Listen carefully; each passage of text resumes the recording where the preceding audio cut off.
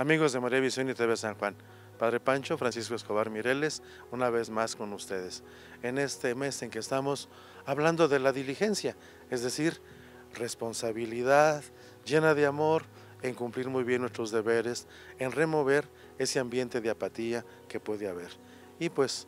una apatía e indiferencia religiosa se ha promovido de muchas maneras, incluso hasta ya institucionalmente, porque así notamos, pues, por ejemplo, una serie de ataques a la fe y a la moral católica en distintos medios de comunicación, en los parlamentos y las legislaciones, en la opinión pública, de que se ha tratado así como de ridiculizar, ignorar, presentar como oscurantista, contrario al progreso, todo esto. Y claro, es una tradición que venimos arrastrando. Ya desde el triunfo del liberalismo, en aquella primera constitución política, se sentía como que la Iglesia era la enemiga del progreso, que había adquirido bastante poder y que por lo tanto habría que limitárselo. Pero tal vez estamos confundiendo una institución con la verdad que puede difundir o en que puede apoyarse una institución. Y entonces, bueno, yo creo que si de alguna manera estamos defendiendo valores, verdades, pues es importante tomarlos en cuenta, los difunda con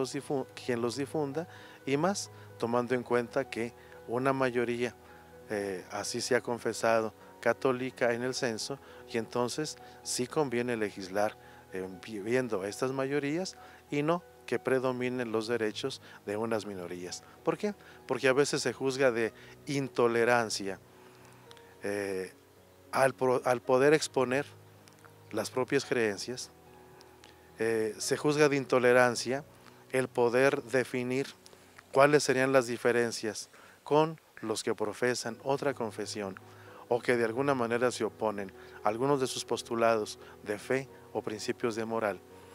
Y bueno, no estamos rechazando a las demás personas, simplemente estamos exponiendo aquello a lo que nosotros nos comprometimos, y que si la Iglesia Católica AR ha sido aceptada como una asociación religiosa, por lo tanto como un ente que también en el concierto nacional de la política tiene una propia personalidad, bueno, tendría que respetársele su propia idiosincrasia, su propia ideología y los medios que tiene también para estar participando su verdad, sin que esto se esté viendo como intromisión en otros asuntos y mucho menos intolerancia. Qué curioso que los que piden más tolerancia son más intolerantes precisamente con esta Iglesia Católica. Muchos se pueden estar respondiendo, bueno, es cierto, si el ser humano tiene 4 dimensiones, la dimensión del tener,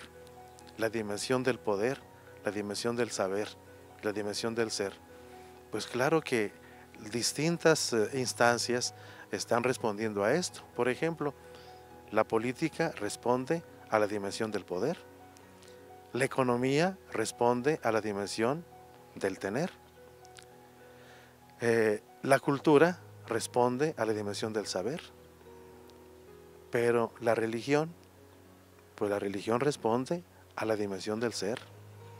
Encontrarle sentido a lo que hacemos,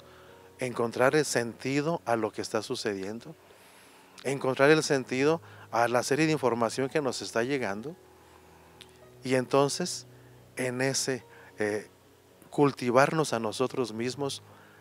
sin estarnos basando en principios que pueden estar variando según el tiempo, pues muy ligado a la filosofía que va hacia las causas últimas, a los principios primeros, pues ahí estaría la religión, nos está dando todavía una convicción cuando nos está anclando en el mismo Dios.